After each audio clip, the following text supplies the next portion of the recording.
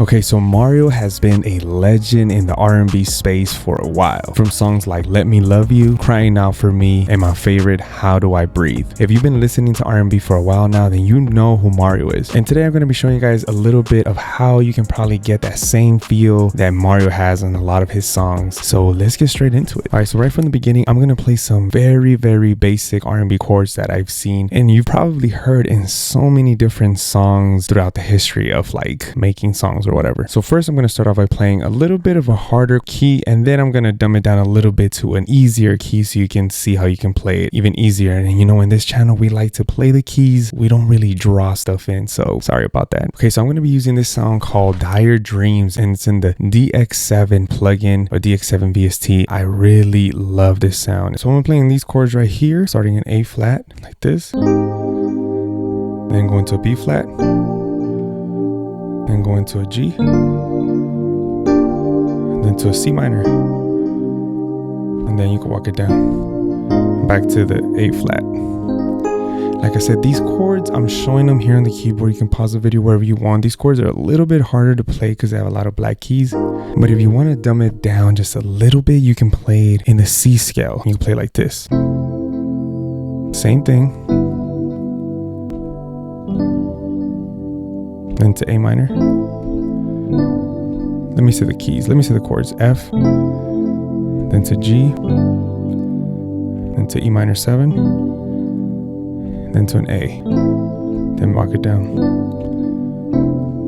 Same exact chords except in a different key, and it sounds a lot better in my opinion in the C minor scale or E flat, whatever you want to use, whatever you want to call it. I'm going to go ahead and play it like the first progression I used in the C minor scale and play it at the 98 BPM. Let's see how it comes out.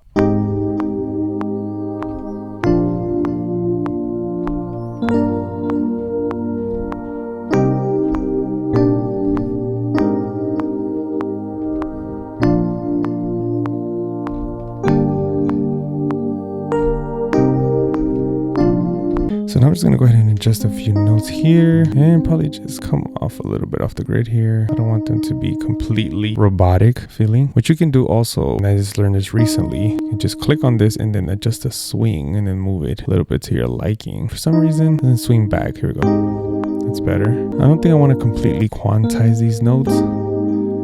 They sound really nice and smooth the way they're playing. And I know for a lot of Mario's tracks, he uses a lot of electric pianos and stuff like that. We are going to put a little bit of a modern feel to it, of course, but I don't want it to be completely modernized either. Just clean it up a little bit. The sound is already super nice, so I don't want to add too much to it, and we're going to try to keep it as simple as possible. For the first sound, that's sounding good to me. So for my next instrument, I am going to go into Cork Triton. I feel like Cork Triton definitely has a lot of the sounds they used to use back in the 2000s, especially including me. I used to use this piano. I used to play this piano back in church a while back. So I know some of these sounds are like they were very used in a lot of Usher songs and a lot of Mario, Neo, a lot of those things. So I'm going to use this string sound called Analog Strings 1 and 2. It sounds like this. I mean, it sounds so full, really beautiful sound for it being such an old sound, but it can definitely be utilized today. So we're going to play kind of the same chords obviously we're playing. I'm just going to improvise a little bit here and there, but nothing major. So let's go ahead and record something in.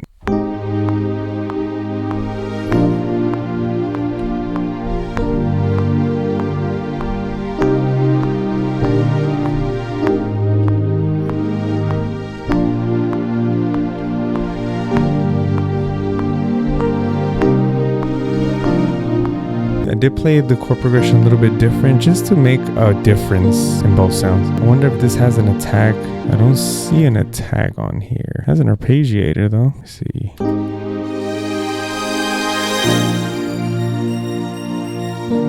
Now we're getting to 2000s.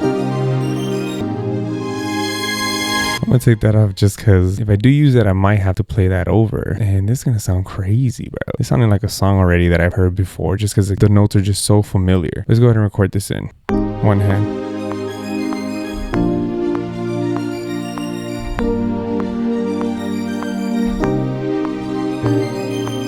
Just 3 simple keys right here because we don't want to complicate it. Very easy. Let's EQ this. Just take the sharp sound a little bit off.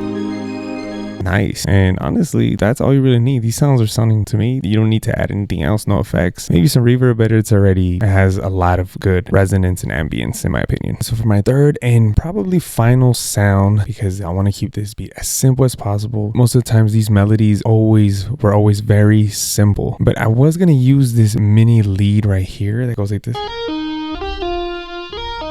I feel like it was a little bit too obnoxious. I have used this R&B lead synth before, so I think I'm just gonna go ahead and use it again as R&B lead synth. I've used it for like I think a previous beat I've made. I think it was like the Kalani beat, if you've seen that video, but I think I used that one. Anyways, you cannot go wrong with these type of leads. They're very subtle.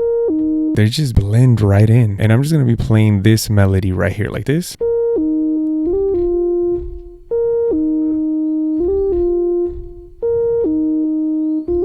If you want to go ahead and steal that, you can go ahead and do that. So let's go ahead and record it with the whole other two sounds and melodies that we played.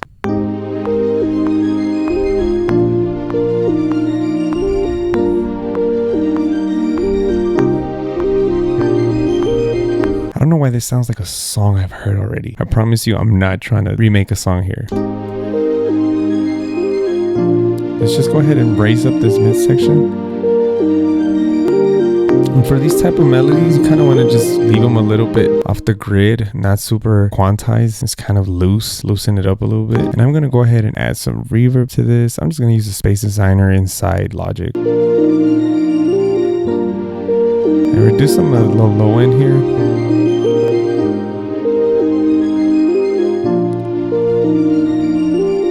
I might just double up on the chords maybe for the verses and stuff, but for now I think our melody is good to go. Now let's go ahead and add some drums, and for this it's gonna be a little bit tricky. Well, not really. I don't have a lot of 2000s drums, but I do have the R&B Madness kit, and I know there's some stuff in here that'll sound similar to this. I'm pretty sure we'll find something. So I want something a little bit more loose for the clap, like this type of, and I'm just gonna play everything on the keyboard for this beat. Not gonna use a step sequencer, I just want to get the feel for it.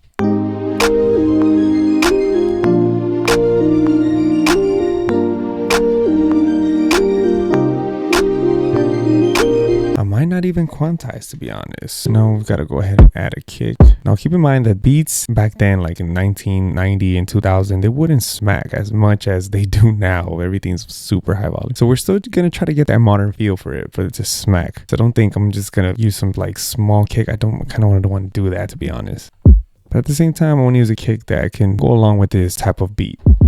So I'm gonna use this rush kick right here. It sounds pretty nice, very dull and flat. So let's try to use this.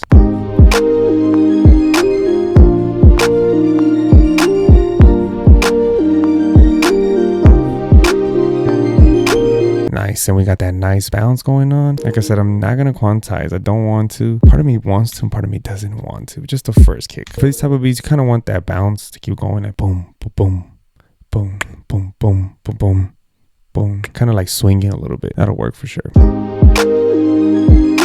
All right, now let's go ahead and bring in some hi-hats. For this one, I am still in my kit, and I'm just gonna go ahead and use these hats called Lovely. And these do have a more open, old school feel to it, more like natural acoustic sounding hats, not so digital.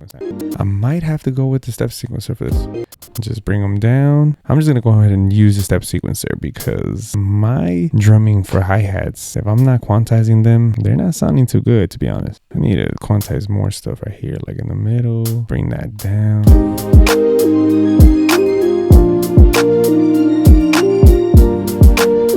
That's sounding nice actually though. Yeah, let's just leave that like that. Okay, I like that. I love how it's sounding so far. So far, so good. Let's go ahead and look for a nice bass. I'm gonna just go ahead and add this bass right here. It's a little bit modernized, but I think it'll work. I'm just literally just playing the basic left bass keys that were from the chord progression. Let's go.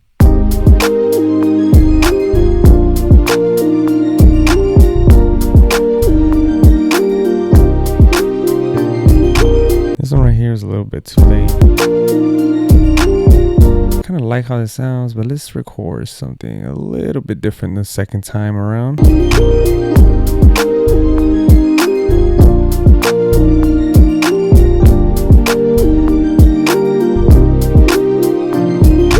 This one has to be a little bit right here. bass is growling, but you know what? It sounds good. So we're just gonna leave it like that. Now let's go ahead and see if we can add some open hats, maybe a very subtle open hat. Nothing too crazy. This one sounds good. This stop open hat.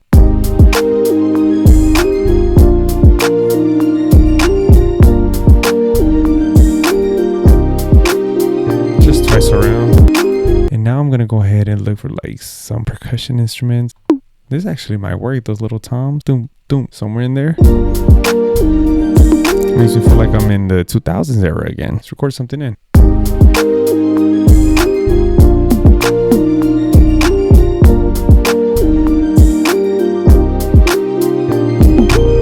I think that's where it goes. I think. I'm not too sure. Let's add a little bit of a reverb here. Just a little bit. Pan it to the right. If I'm dancing already, that means the beat is done. But let's rearrange it. Let's get the final result in 3, 2, 1. Let's go.